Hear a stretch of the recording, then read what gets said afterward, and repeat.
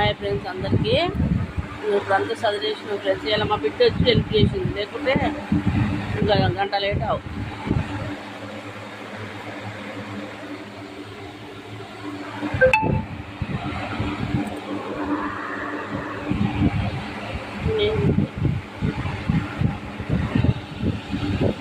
ఇక పొంగల్ తింటున్నా ఫ్రెండ్స్. ఇక మా బిడ్డ కూడా పొంగల్.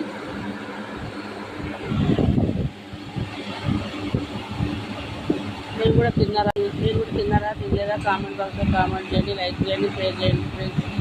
అసలు చేస్తూనే లేదు ఫ్రెండ్స్. అది 2 సంవత్సరాల నుంచి 100 సబ్సిడీలే వచ్చినాయి.